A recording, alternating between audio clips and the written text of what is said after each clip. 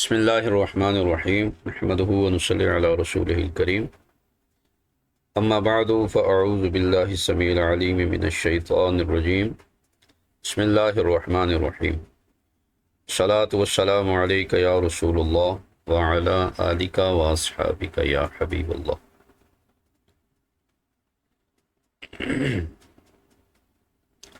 کل ہم نے نواقض وضو یعنی وہ چیزیں جو وضو کو توڑ دیتی ہیں ان کا آغاز کیا تھا، اور نواقض وضو میں ہم نے پہلی گفتگو جو پڑھی وہ تھی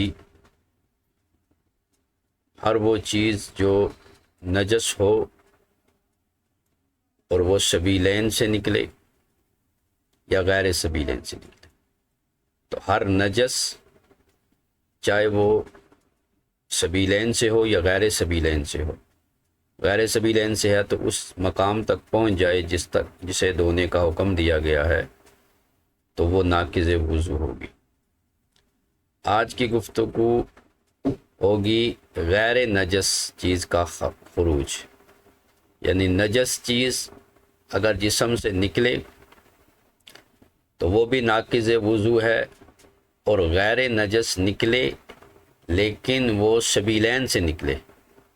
تو ناقض وضو ہے، غیر سبیلین سے نکلے تو ناقض وضو نہیں ہے۔ غیر نجس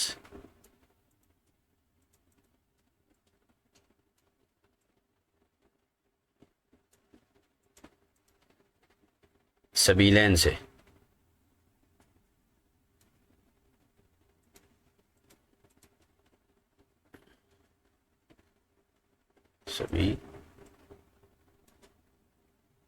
سبیلین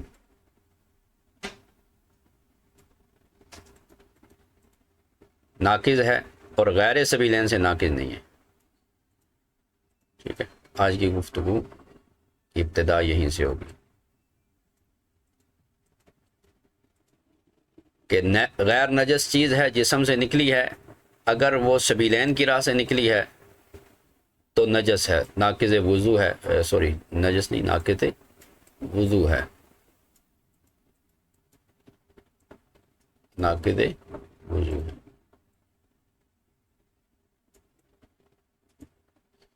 لیکن اگر غیر سبیلین سے نکلے غیر نجس تو وہ ناقض نہیں ہے، غیر ناقض ہے۔ ٹھیک ہے، آسان مسئلہ ہے، اتنا مشکل نہیں ہے۔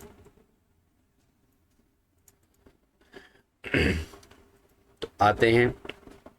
متن کی طرف۔ وخروج غیر نجس مثل ریح او دودۃ او حصاۃ،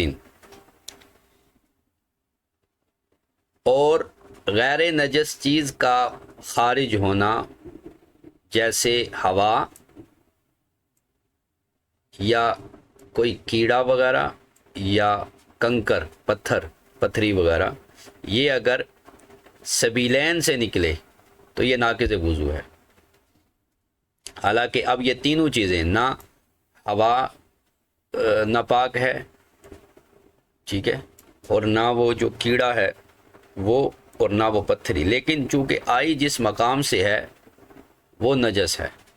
لہذا وضو ٹوٹ جائے گا۔ تو غیر نجس چیز کا مقام سبیلین سے نکلنا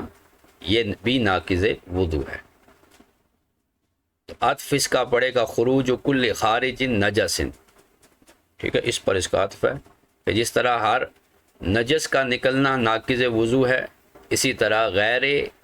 نجس کا نکلنا سبیلین سے یہ بھی ناقض ہے۔ اس کی مثال دی جیسے ہوا، تو ہوا کے ساتھ وضو ٹوٹ جائے گا، اس لیے نہیں کہ وہ ہوا ناپاک ہے، بلکہ یہ محل نجاست سے پیدا ہوئی ہے، تو اس کا عین ناپاک نہیں ہے۔ ٹھیک ہے، یہ نہیں کہ یہ ہوا ہی ناپاک ہے، بلکہ جس مقام سے یہ ہوا نکلی ہے دبر سے، وہ محل رفس ہے،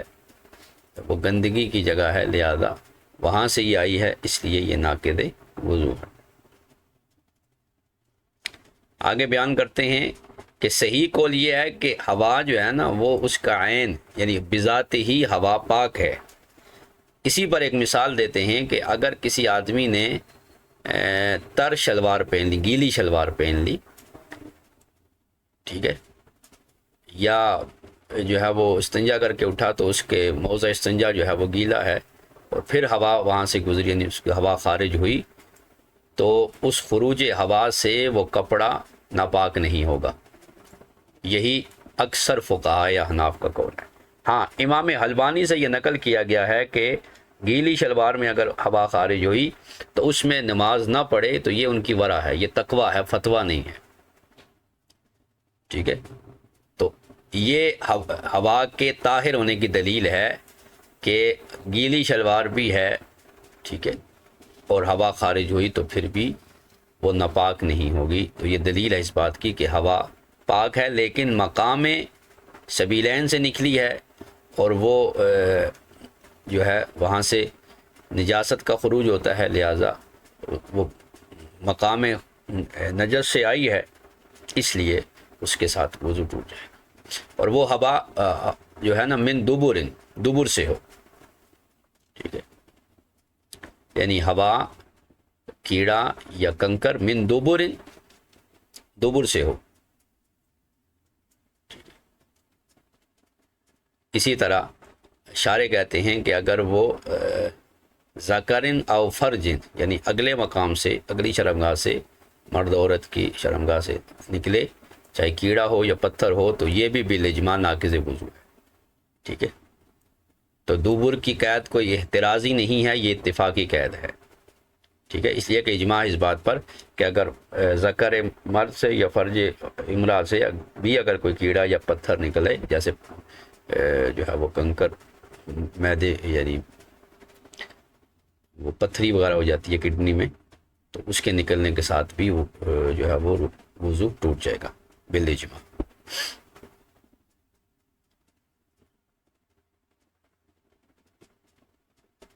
کما ذکر الشارع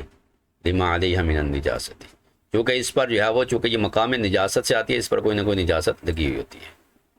ٹھیک ہے، یا وہ کیڑا جو ہے وہ نجاست سے پیدا ہوتا ہے جیسا کہ بدائے میں ہے، ٹھیک ہے۔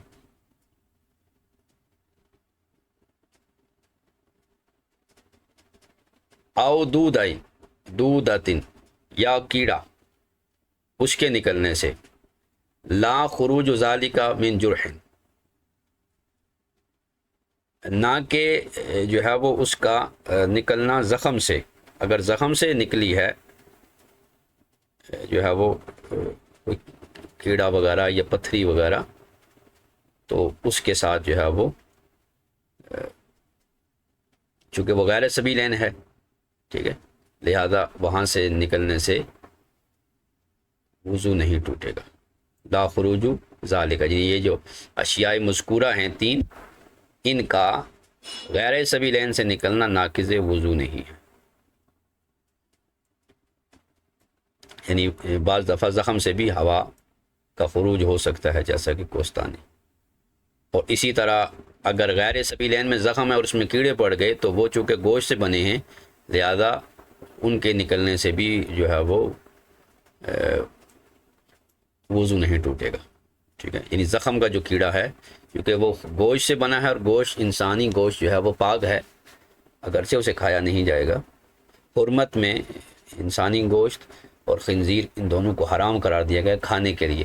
خنزیر چونکہ اپنی حرمت کی وجہ سے یعنی ناپاکی کی وجہ سے، اور انسان اپنی عظمت اور حرمت کی وجہ سے اس انسانی گوشت نہیں کھایا جائے گا، لیکن انسانی گوشت پاک ہے، ناپاک نہیں ہے۔ تو اب اس گوشت سے جو کیڑا پیدا ہوا تو وہ بھی جو ہے وہ ناقض وضو نہیں ہے۔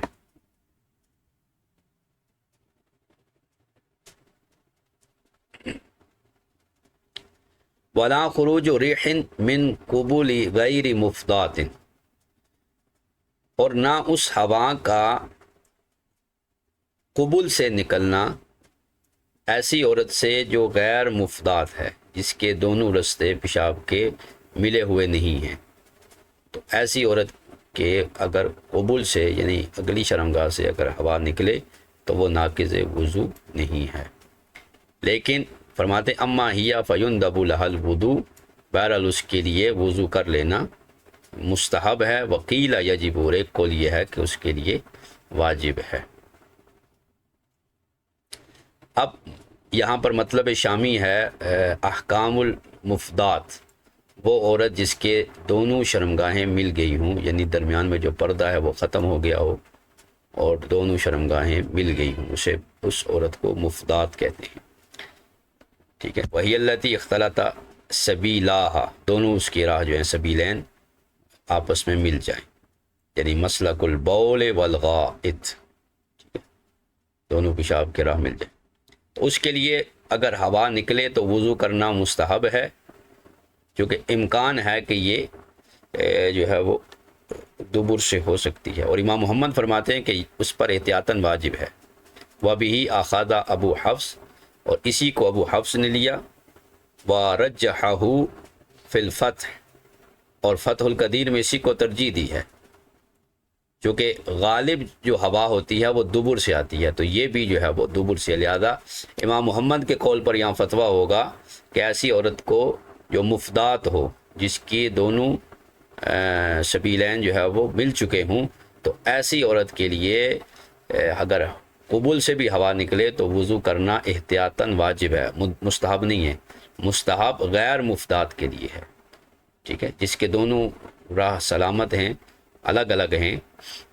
اور وہ آپس میں ملے نہیں، تو ایسی عورت کے لیے مستحب ہے، لیکن جس کے جو مفدات ہے اس کے لیے وضو کرنا واجب ہے۔ اب مفدات کے احکام بیان کریں گے، یہاں سے مفدات عورت کے احکام۔ اب مفدات عورت کو اگر شوہر اول نے طلاق ثلاثہ دے دی اور وہ دوسرے شوہر کے پاس گئی حلالے کے لیے، تو دوسرا شوہر اس کو پہلے شوہر کے لیے حلال نہیں کرے گا جب تک کہ وہ حاملہ نہ ہو، یعنی عموماً تو یہ ہے کہ اگر شوہر ثانی اسے اب بستری کر لے تو بے شک حمل ٹھہرے یا نہ ٹھہرے وہ پہلے شوہر کے لیے حلال ہو جائے گی عدت گزارنے کے بعد، یعنی طلاق لے کر عدت گزار کر پھر وہ پہلے شوہر کی طرف جا سکتی ہے۔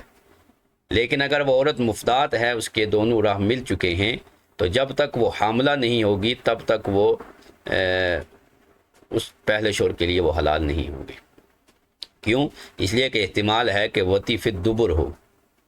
ہوئی ہو، چونکہ دونوں راہ مل چکے ہیں، اس لیے جب حاملہ ہوگی تو اب پتہ چلے گا کہ وطی فی القبل ہوئی تھی، لہذا اب یہ حاملہ ہو چکی ہے، اب شوہر ثانی کے طلاق کے بعد عدت گزارنے کے بعد شوہر اول کے لیے، یعنی سابق جو شوہر تھا اس کا، اب اس کی طرف وہ رجوع کر سکتے ہیں، جس کو حلالہ کہتے ہیں۔ تو حلالے میں بھی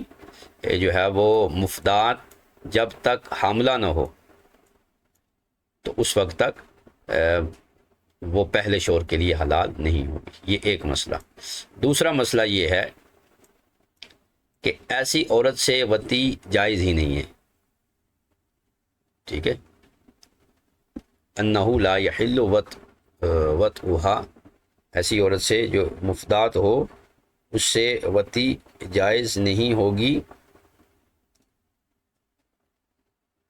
اس لیے کہ اس میں امکان ہے کہ وہ وطی فی الدبر نہ کر لے، ان امکان الاتیان فی القبل بلا تعد، ہاں اگر جو ہے وہ یہ امکان ہو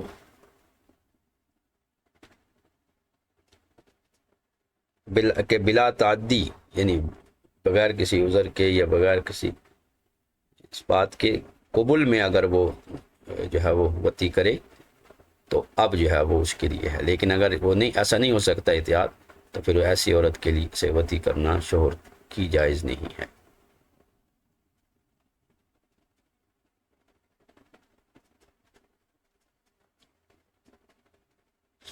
وَأَمَّا الَّتِي اخْتَلَطَ مَسْلَكُ بَوْلِهَا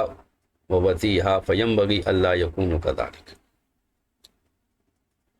فرماتے ہیں وہ عورت جس کے دونوں رستے جو ہے وہ مل چکے ہوں تو مناسب یہ ہے کہ وہ اس طرح نہیں ہے، لِأَنَّ صحیح عدم النقد بالریح الخارجہ من الفرج، اس لیے کہ درست یہ ہے کہ جو فرج سے ہوا نکلے گی وہ ناقض وضو نہیں ہے، لِأَنَّهُ لا يمكن الوطی فی مسلک البول،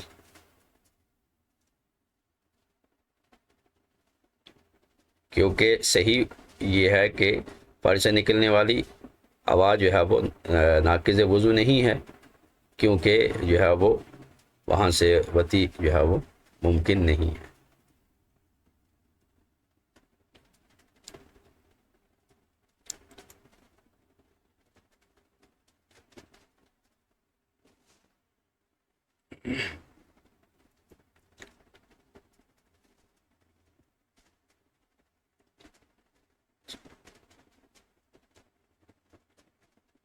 تو یہاں پر اس کے لیے وجوب کا قول قرار دیا تھا، اس کو فتح القدیر نے اختیار کیا۔ اس کے بعد آگے بیان کرتے ہیں وکیلا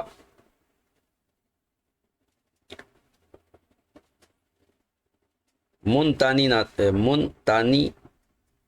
ناتن، اور بعض نے کہا کہ اگر وہ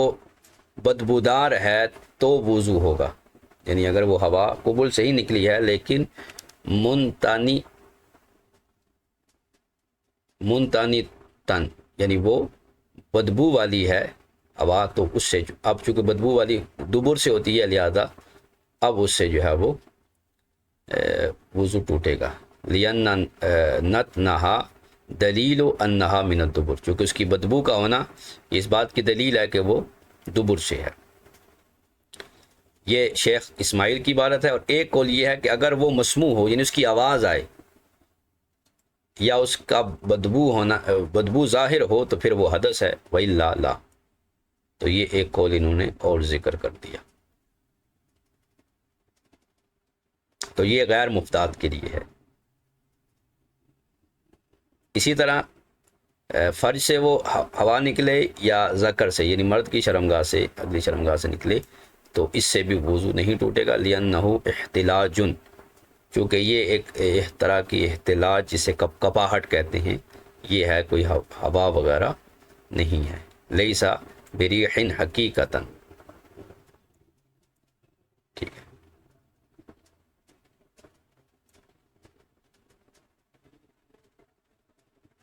تو جو ہے وہ قبول میں چاہے مرد ہو یا عورت دونوں میں شامل ہے۔ حتی لو خرج ریح من الدبر وهو يعلم انه لم يكن من الاعلى فهو احتلاج، حتیٰ کہ اگر دبر سے ہوا نکلے جبکہ جانتا ہو کہ یہ اوپر معدے سے نہیں ہے تو وہ بھی احتلاج ہے۔ ٹھیک ہے، یعنی جو ہے وہ دبر سے ہی ہوا ہے لیکن وہ یہ جانتا ہے کہ یہ معدے سے نہیں آئی ہے تو یہ بھی احتلاج ہے، یہ بھی ناقض وضو نہیں ہے۔ حدیث میں آتا ہے کہ جب بندہ نماز میں ہوتا ہے تو حالت سجدہ میں یا اس طرح ہوتا ہے تو شیطان جو ہے وہ اس کے دبر سے جو ہے وہ کوئی حرکت کرتا ہے اور اس سے یوں محسوس ہوتا ہے کہ اس کا وضو ٹوٹ چکا، تو یہ بھی احتلاج ہے، ایک کپاہٹ سی ہوتی ہے، یوں محسوس ہوتا ہے کہ شاید اس کی ہوا خارج ہو گئی ہے، تو اس ہوا سے بھی جو ہے وہ وضو نہیں ٹوٹے گا۔ وہ ہوا جو معدے سے چل کر دبر سے خارج ہو اس سے جو ہے وہ وضو ٹوٹے گا۔ تو جس طرح قبول والی ہوا جو ہے وہ احتلاج ہے، اسی طرح وہ ہوا جس کے بارے میں یہاں یعلم ظن کے بارے میں ہے، یعنی ظن غالب ہو، یعنی یقین ہونا ضروری نہیں ہے، ظن غالب ہو کہ یہ معدے سے ہوا نہیں آئی بلکہ جو ہے نا وہ مقعد کے قریب سے ہی جو ہے وہ یہ اس طرح پیدا ہوئی، تو یہ پھر ظن غالب کا اعتبار کیا جائے گا، لہذا یہ ناقض وضو نہیں ہوگی۔ وَإِنَّمَا قَيَّدَ بِالرِّيحِ، اور یہ جو ہوا کی قید لگائی ہے، یعنی ہوا کے ساتھ جو مقید کیا ہے، لِأَنَّ خُرُوجَ الدُّودَةِ وَالْحِصَادِ، کیونکہ کیڑے اور کنکری پتھر وغیرہ کا نکلنا، منہما ان دونوں رستوں سے یعنی قبول اور دبر دونوں سے بالاجماع ناقض وضو ہے، کما فی الجوہرہ، جیسا کہ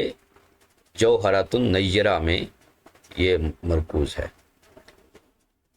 تو ہوا کے متعلق یہ انہوں نے الگ سے بحث کر دی کہ ہوا کو مقید کیا دبر کے ساتھ۔ کہ قبل کی ہوا ناقض وضو نہیں ہے۔ باقی جو کیڑا ہے یا پتھر ہے، کنکر وغیرہ، وہ اگر قبل سے آئے چاہے دبر سے آئے، دونوں جو ہے وہ صورتوں میں وہ ناقض وضو ہے، جیسا کہ جوہرہ نیرہ میں ہے اور اس پر اجماع ہے۔ اچھا، وہ جو ہوا تھی نا کہ جو محسوس ہوئی ہے، جبکہ ظن غالب یہ ہے کہ وہ معدے سے نہیں ہے، اس پر حدیث بھی ہے، یہاں پر علامہ شامی نے اس کو حدیث لکھی ہے کہ اشتباہ کی وجہ سے وضو نہیں ٹوٹے گا، جن سے شک ہوا کہ پتہ نہیں ہوا یہ تو یقین نہیں ہے کہ یہ معدے سے آئی ہے، تو یہ جو فقہی مسئلہ ہے یہ حدیث صحیح کے موافق ہے، کہ وہ کیا ہے کہ جب کسی کو یوں محسوس ہو تو اس کا وضو نہیں ٹوٹے گا، حتی یسمع صوتا او یشم او یشم ریحا، یا پھر کیا کرے، وہ بو کو محسوس کرے، یا آواز سنے یا بو کو محسوس کرے، اور اسے یہ اس کے ساتھ علم ہو جائے کہ یہ معدے سے یا چل کر آئی ہے، لہذا پھر اس کا وضو ٹوٹے گا۔ جبکہ کیڑا اور کنکر اگر قبول سے ہو یا ذکر جہاں سے بھی ہو، وہ ناقض وضو ہے۔ اب کون سا کیڑا جو ہے وہ ناقض وضو نہیں ہے، تو کہتے ہیں ولا خروج دودۃ من جرح او اذن او انف، اگر کیڑا زخم سے نکلا یعنی غیر سبیلین سے، اور یا کان سے نکلا یا ناک سے نکلا، او فمن یا منہ سے، تو یہ ناقض وضو نہیں ہے، کیونکہ یہ ساری جگہیں جو ہے وہ پاک ہیں، انسانی جسم جو ہے گوشت جو ہے وہ پاک ہے، لہذا اس سے جو نکلے گا یعنی سبیلین کے علاوہ، تو یہاں سے جو کیڑا وغیرہ نکلے گا اس سے نکلنے سے وضو نہیں ٹوٹے گا۔ وَقَضَى لَحْمٌ سَاقَطَ مِنْهُ، اسی طرح گوشت کا کچھ حصہ جو جسم سے کٹ کر گر گیا تو وہ بھی ناقض وضو نہیں ہے، کیوں؟ لِطَہَارَتِهِمَا، چونکہ ان دونوں کی طہارت ہے، دونوں کیا ہیں جی؟ وہ پاک ہیں۔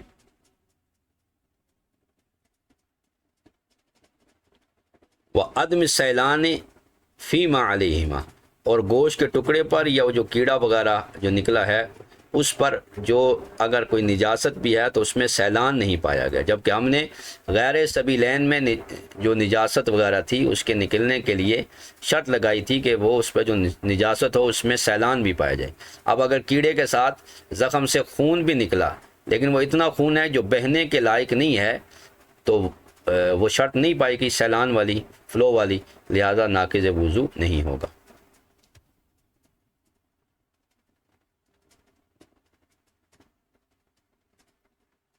اور وَهُوَ مَنَاطُ النَّقْضِ، اور یہی یعنی وضو ٹوٹنے کی علت یہی تھی کہ اس میں فلو ہو، یعنی اس کا سیلان پایا جائے غیر سبیلین سے، سبیلین سے صرف ظہور، جبکہ غیر سبیلین سے نجاست کا سیلان پایا جانا ضروری ہے۔ تو جب کیڑا غیر سبیلین سے نکلا یا گوشت کا ٹکڑا کوئی حصہ جو ہے وہ جسم سے کٹ گیا، تو اگر اس میں سیلان نہیں ہے خون کا یا وہ نجاست ہے، کوئی پس وغیرہ ہے یا اس طرح، تو سیلان نہ ہونے کی وجہ سے جو ہے وہ علت نہیں پائی گئی، لہٰذا وہ ناقض وضو نہیں ہوگا۔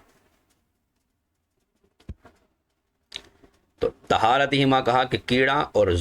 گوشت، وہ جو گوشت گرا جسم سے وہ بھی پاک ہے، اور وہ جو کیڑا غیر سبیلین میں پیدا ہوا یعنی منہ میں، کان میں، ناک میں، ٹھیک ہے، یا زخم میں، تو وہ بھی گوشت سے پیدا ہوا ہے، لہذا وہ بھی ناپاک نہیں ہے۔ وطہارت اللحم بالنسبت دی، اور طہارت کی نسبت بھی جو ہے وہ یعنی گوشت کی طہارت اس کی طرف نسبت کی وجہ سے فرمایا۔ اور علماء نے فرمایا ما ابین من الحی کمیتہ الا فی حق نفسہ، کہ زندہ سے جو گوشت جدا ہوتا ہے وہ مردے کی طرح ہے، مگر اس کے حق میں جس سے وہ جو ہے وہ گوشت جدا ہوا ہو، حتی لا تفسد صلاتہ اذا حملہ، تو یہاں تک کہ اس کی نماز فاسد نہ ہوگی جب وہ اسے اٹھا کر نماز پڑھے، ٹھیک ہے، یعنی گوشت کا ٹکڑا جسم سے گر گیا اور اس نے اس کو اٹھا لیا اور حالت نماز میں، تو اس کی نماز یعنی اس کو اٹھانے سے نہیں ٹوٹے گی، کیونکہ وہ نجس نہیں ہے۔ تو عدم سیلان پایا گیا غیر سبیلین میں، جبکہ غیر سبیلین میں سیلان ضروری تھا ناقض وضو ہونے کے لیے۔ منات النقض یعنی علت نقض جو تھی غیر سبیلین میں سیلان تھا، فلو تھا، وہ نہیں پایا گیا، لہذا وضو نہیں ٹوٹے گا۔ اب یہ وہ کل والا مسئلہ جو تھا کہ خود سے نکلا یا نچوڑا گیا، ٹھیک ہے، زخم کو پھوڑا گیا، کاٹا گیا اور اس سے جو ہے وہ نچوڑ کر دبا کر اس سے خون نکالا، نجاست نکالی، تو بھی ناقض وضو ہے، یا خود بخود نکل پڑی اور اس میں فلو آ گیا، چل پڑی، سیلان آ گیا، تو وہ بھی ناقض وضو ہے، ٹھیک ہے۔ مفتیٰ بھی قول یہی ہے۔ فرماتے ہیں والمخرج بعصر، وہ زخم غیر سبیلین میں جس کو نچوڑا گیا ہو، جس سے نجاست کو نکالا گیا ہو، بعصر نچوڑنے کے ساتھ، دبانے کے ساتھ،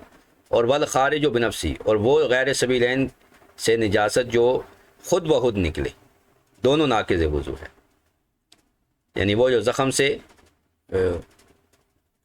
کو نچوڑنے کے ساتھ جو نکلا زخم سے، چاہے وہ پس ہے یا خون ہے، کچھ بھی ہے، وَكَانَ لَوْ لَمْ تُعْصَرْ لَا يَخْرُجُ شَيْءٌ مُصَابٍ لِلْخَارِجِ بِنَفْسِهِ، یعنی اگر وہ اسے نہ نچوڑتا، یعنی نہ دباتا، تو اس سے، اس زخم سے کوئی خون یا پس وغیرہ نہ نکلتا، لیکن فرماتے ہیں کہ یہ خود بخود نکلنے کی طرح ہے، برخلاف صاحب ہدایہ کے اور بعض شراح کے، انہوں نے یہ لکھا ہے کہ اگر خود سے نچوڑے گا تو وہ ناقض وضو نہیں ہے، لیکن یہ قول صحیح نہیں ہے، ٹھیک ہے۔ صحیح قول جو ہے وہ یہی ہے کہ یہ ناقض وضو ہے، ٹھیک ہے۔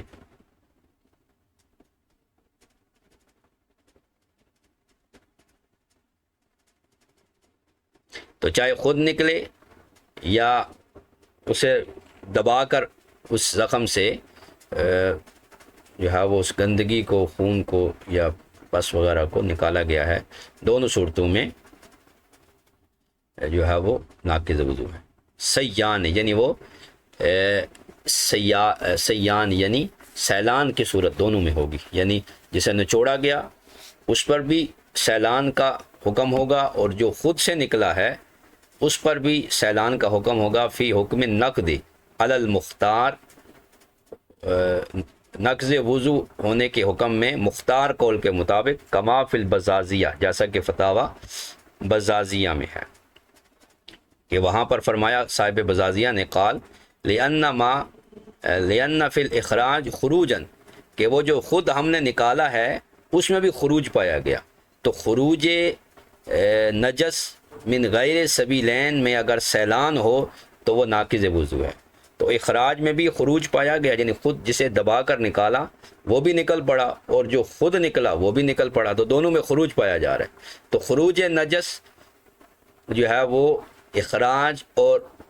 جو ہے وہ اخراج اور جو ہے وہ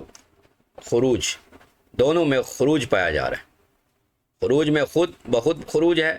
اور اخراج میں جو ہے وہ خروج پایا گیا ہے، یعنی اس میں، تو یہ خروج دونوں میں متفق ہے، اور وہ خروج سیلان کے ساتھ ہے، تو لہذا دونوں صورتوں میں چاہے خود زخم سے اس کو نکالیں، یعنی زخم کو کاٹیں، اس سے کوئی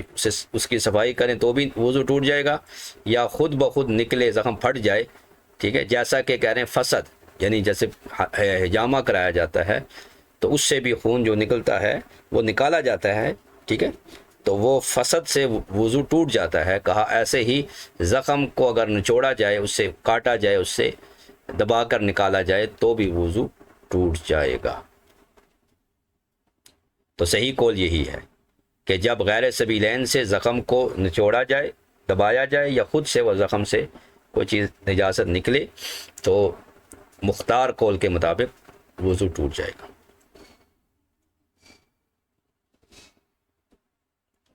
اخراج میں خروج پایا جا رہا ہے، یہ جواب ہے اس وجہ کا جو کہہ رہے ہیں کہ خود نکالنے سے نقض وضو نہیں ہوتا، ٹھیک ہے، تو اس کا جواب یہ ہے کہ اخراج خروج کو مستلزم ہے، اور خروج پایا گیا ہے، لہذا حکم جو ہے وہ پایا جائے گا۔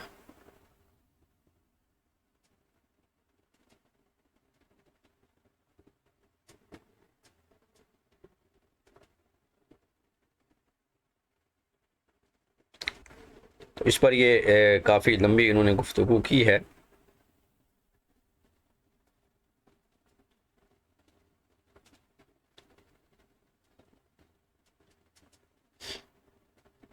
لہذا مفتہ بھی جو ہے نا یہی ہے جو ہم نے لکھ دیا، کہہ رہے ہیں کہ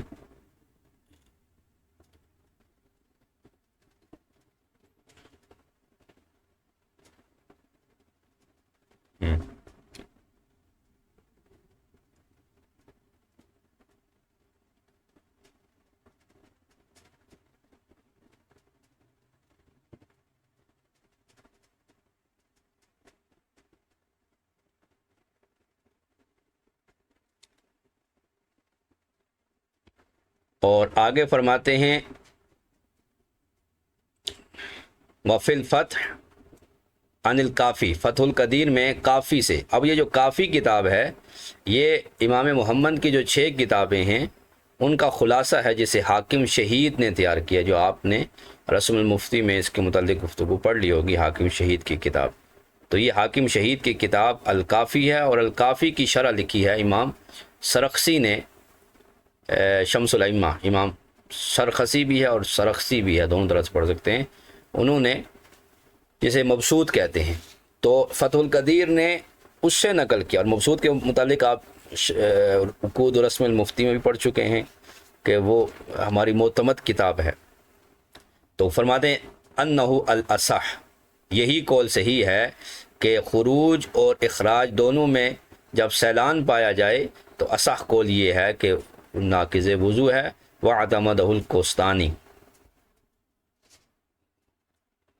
اور کوستانی نے اس پر اعتماد کیا، یعنی جامع الرموز شرح کنز ہے کوستانی کی، انہوں نے اس پر جو ہے وہ اعتماد کیا۔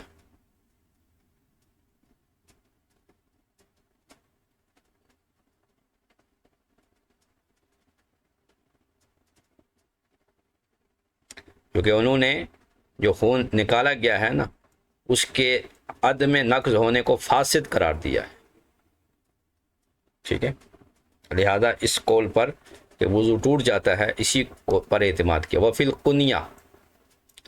قنیہ جو کہ غیر معتبر کتاب ہے لیکن چونکہ اس کی حمایت میں دیگر فتاوی موجود ہیں، لہذا قنیہ کو بطور استشہاد کے یا مطابعت کے پیش کر سکتے ہیں، تو قنیہ میں بھی ہے۔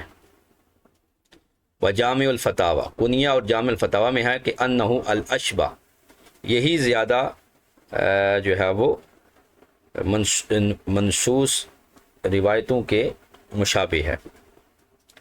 یعنی اشبہ کا مطلب کیا ہے، کہتے ہیں انہ اشبہ بالمنصوص روایتاً والراجح درایتاً، یعنی اشبہ کا مطلب یہ ہے کہ یہ مسئلہ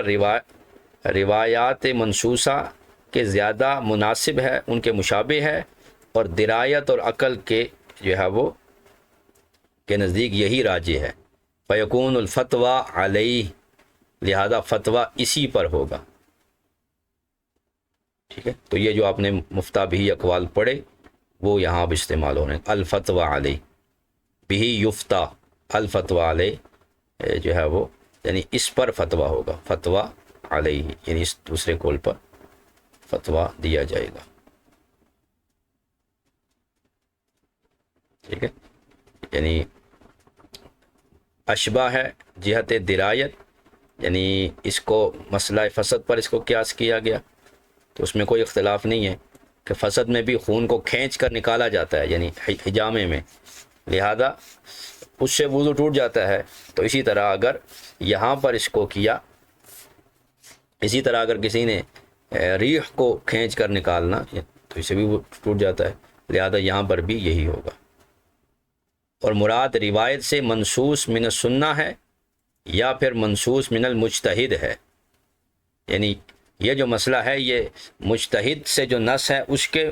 موافق ہے، یا سنت سے جو روایت ہے اس کے موافق ہے، دونوں مراد ہو سکتے ہیں۔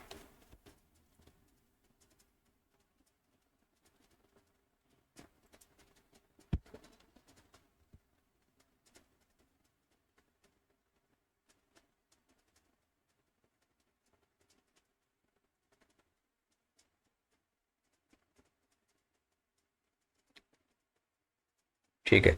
تو اب یہاں تک آج ہماری گفتگو مکمل ہو گئی۔ غیر سبیلین سے اگر کوئی چیز نکلے تو جب تک اس میں سیلان نہیں ہوگا تو وہ ناقض وضو نہیں ہوگی۔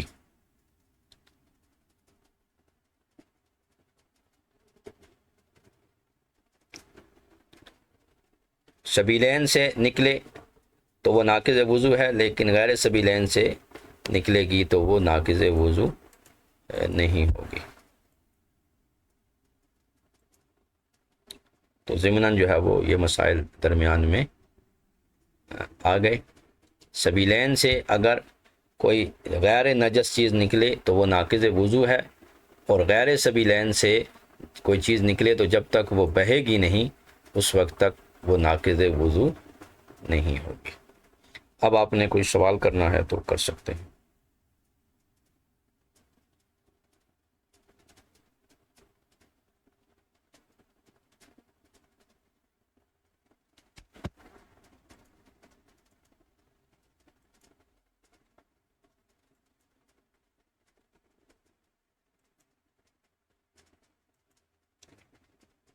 لکھ کر کرنا چاہیں یا بول کر کرنا چاہیں؟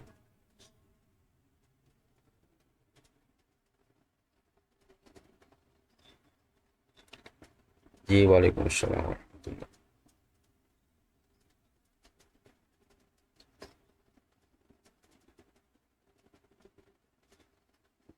اس کا بھی یہی جسم سے جو چیز نکلے گی نا، ٹھیک ہے، تو پیپ بھی اسی خون سے بنتی ہے۔ جی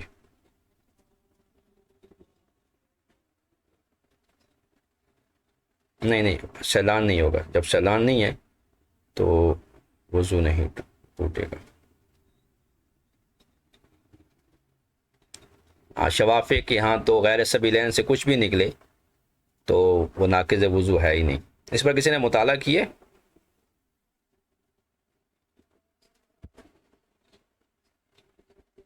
اس کی دلیل کیا ہے؟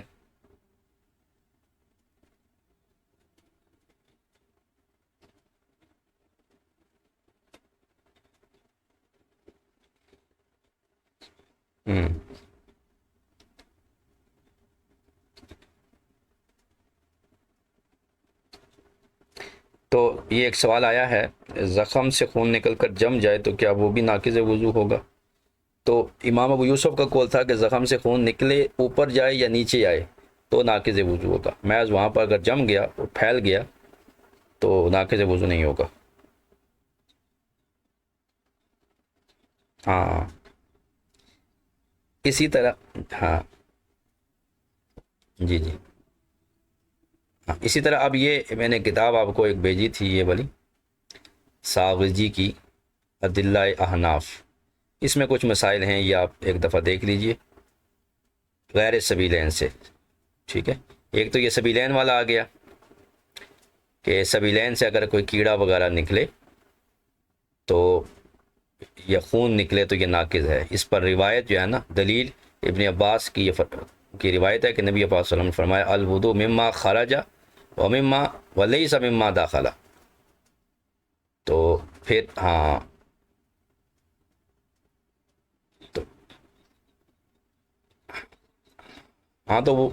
وہ ٹوٹ جاتا ہے، وضو ٹوٹ جاتا ہے۔ اب اگر وہ مریض ہے تو پھر وہ معذور شمار کیا جائے گا، یہ مسلسل آ رہا ہے، خونی بواسیر ہے تو وہ معذور ہوگا، معذور شرعی ہوگا، وہ ہر وقتی نماز کے لیے نیا وضو کرے گا، اور اس وقت میں وہ اس وقت کے فرائض و واجبات اور سنن مستحبات نفل پڑھ سکتا ہے۔ اب اسی طرح منی ودی جو ہے نا، یہ بھی سارے ٹھیک ہے، تو اس کو بھی جو ہے وہ وضو ناقض وضو ہے، ٹھیک ہے، اور منی وغیرہ کے لیے میں فرمایا غسل ہے، اس کو طحاوی نے روایت کیا۔ اچھا اسی طرح ایک دو مسائل اور ہیں، ایک منٹ دیکھ لیجئے گا کہ بچے کی ولادت ہوئی، ٹھیک ہے، لیکن خون نہیں نکلا ولادت بغیر، تو اب امام ابو یوسف اور امام محمد کے نزدیک صحیح قول یہ ہے کہ دم حیض نہیں پایا گیا، لہٰذا عورت پر جو ہے وہ کیا ہے جی، اس کا وعلیہ الوضو، وضو تو ہوگا لیکن غسل نہیں ہوگا، یعنی نفاس سے اس کا غسل ٹوٹ جائے گا، لیکن وہ دم نفاس پایا ہی نہیں گیا، لہذا وضو ٹوٹ جائے گا، لیکن کیونکہ ما خرج من السبیلین، بچے کی ولادت ہوئی ہے، ٹھیک ہے، لہذا جو بھی سبیلین سے نکلے گا، چاہے ولادت ہے یا کچھ اور ہے، وہ ناقض وضو ہے۔ البتہ غسل میں اختلاف ہے کہ جب خون نہیں پایا گیا تو نفاس نہیں ہے، لہذا وہ نفاس والی شمار نہیں ہوگی، اس کا غسل ختم نہیں ہوگا، صرف وضو ٹوٹے گا۔ امام صاحب فرماتے ہیں کہ اس پر غسل بھی ہے احتیاطاً، اس لیے کہ کوئی بھی ولادت بغیر خون کے نہیں ہوتی، ٹھیک ہے نا، قلیل خون بھی ہو سکتا ہے، لہذا وہ قلیل نفاس بھی نفاس ہی شمار ہوگا، لہذا اس پر احتیاطاً غسل ہوگا۔ پھر یہ خون اور پیپ آ گئی، ٹھیک ہے، جو آپ نے کہا تھا، یہ اگر جسم سے نکلے اور تجاوز کرے اور محلے تطہیر تک پہنچ جائے، جس کو دھونے کا حکم ہے۔ اسی طرح اگر پانی نکلا اور پانی میں خون کا ایک قطرہ ہے تو وہ ناقض وضو نہیں ہے، ٹھیک ہے نا، جسم کے کسی سے پانی نکلا، کسی زخم سے کوئی چھالا ہے تو تھوڑا سا ایک قطرہ خون نکلا تو وہ ناقض وضو نہیں ہے۔ اسی طرح کسی نے ناک میں انگلی ڈالی اور وہ خون آلودہ ہو کر نکلی، تو اب اگر وہ خون جو ہے وہ اتر آیا ناک کے نوک تک، ناک تک، تو وضو ٹوٹ جائے گا، اور اگر اس نوک ناک تک نہیں پہنچا وہ خون تو وہ ناقض وضو نہیں ہے۔ اسی طرح کسی آدمی نے کسی چیز کو کاٹا دانتوں سے، اور اس چیز کو، جیسے وہ سیب کھا رہا تھا، کوئی فروٹ کھا رہا تھا، تو جو ہی اس کو ایک بائٹ لی تو اس بائٹ سے ہی اس پر کیا ہوا کہ خون کا اثر دکھا، یا اس نے مسواک کیا تو مسواک کرنے کی وجہ سے خون کا اثر نکلا، تو بھی یہ ناقض وضو نہیں ہے جب تک سیلان نہیں ہے، کیونکہ یہ غیر سبیلین میں ہے، تو غیر سبیلین میں جب تک سیلان نہیں ہوگا جو ہے وہ وضو نہیں ٹوٹے گا۔ اسی طرح کسی نے کسی لکڑی سے خلال کیا، جیسے ٹوٹ پک جو ہوتی ہے اسے خلال کرتے ہیں، اس سے بھی خون نکلا تو یہ بھی ناقض وضو نہیں ہے، مگر یہ کہ اسے اگر چھوڑ دے تو وہ بہنا شروع ہو جائے یا تھوک پر غالب آ جائے، اتنا دانتوں سے نکلا کہ وہ اب تھوکتا ہے تو تھوک پر غالب ہے، اب وضو ٹوٹ جائے گا۔ اسی طرح اگر کسی نے ناک جاڑا، ناک میں جمع ہوا خون نکلا تو یہ بھی ناقض وضو نہیں ہے، اور اگر وہ قطرہ خون نکلا، ٹھیک ہے، جیسے ناک سے اس طرح نکسیر وغیرہ ہوتی ہے تو وہ ناقض وضو ہے۔ اب یہ کہتے ہیں کہ خون اگر زخم سے پھیل جائے، ٹھیک ہے، نکل کے بہنا شروع کر دے تو وہ ناقض وضو ہے۔ زخم تک چڑھا یعنی اس کے منہ تک آیا لیکن آگے بہا نہیں تو وہ ناقض وضو نہیں ہے۔ البتہ امام محمد کے نزدیک ٹوٹ جائے گا، لیکن پہلا قول صحیح ہے جو امام ابو یوسف کا ہے۔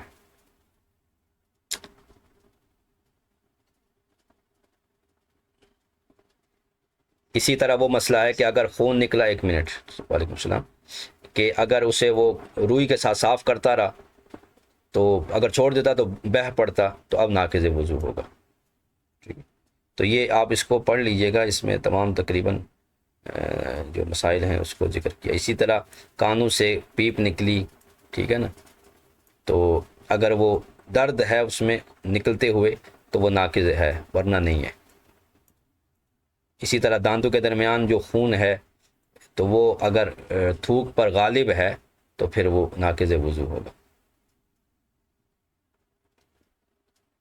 برابر ہے یا تھوک غالب ہے تو نہیں، لیکن یہاں پر حاشیہ ہے اعلیٰ حضرت کا نور الرضا پر، اس میں لکھا ہے کہ اگر برابر بھی ہے پھر بھی وضو کریں گے، ٹھیک ہے، تو برابر ہے یا زیادہ ہے تھوک پر تو پھر وضو کرنا لازم ہوگا۔ جی آپ سوال کریں، کس نے سوال کرنا چاہتے؟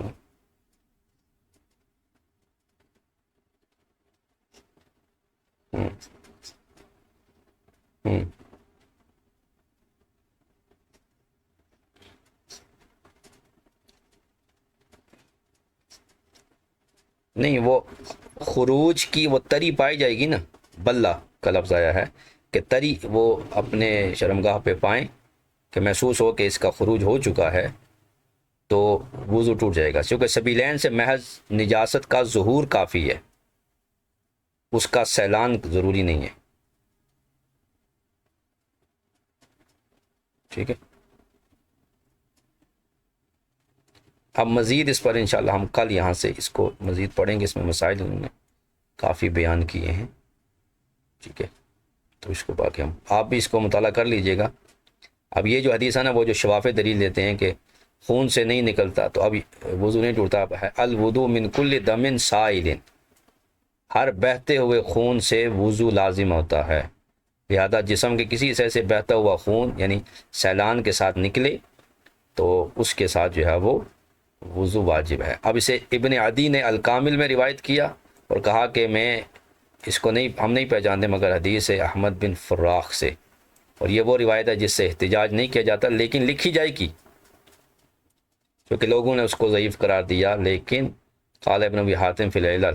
ہم اس کی روایتیں لکھتے ہیں جو کہ احمد بن فروخ جو تھے ہمارے نزدیک اہل صدق میں سے تھے۔ تو اسی کے ساتھ پھر ہم اس کی شواہد میں ہم بخاری کی روایت ملائیں گے۔ ام المومنین فرماتی ہیں قال النبی صلی اللہ علیہ وسلم اذا اقبلت الحیضہ فدعیت الصلاۃ واذا ادبرت فاغسلی عنک الدم وصلی، چونکہ یہ جو حیض ہے نا، یہ بھی جو ہے نا وہ نجاست عادیہ نہیں ہے، ٹھیک ہے، یعنی سبیلین سے پیشاب وغیرہ جو آتا ہے وہ نجاست عادیہ ہے۔ حیض، نفاس اور استحاضہ اور یہ جو ہے وہ لکوریا وغیرہ، یہ جو ہے وہ جو ہے وہ سبیلین سے غیر عادیہ طور پر نکلتا، تو یہاں غیر عادی کی وجہ سے نبی پاک صلی اللہ علیہ وسلم نے جو ہے وہ حکم دیا کہ وضو ٹوٹ جائے گا، اور اگر حیض ہے تو پھر نماز بھی اسے چھوڑنی پڑے گی اور غسل کرنا پڑے گا اور پھر وہ نماز پڑے گی، ٹھیک ہے۔ اب وہ روایت آئے گی کہ جو نماز پڑھ رہے تھے تو خون نکلا، تو اس کا جواب انشاءاللہ پھر کل پڑھیں گے، اور اگر کسی کا کوئی سوال ہے تو کر سکتا ہے۔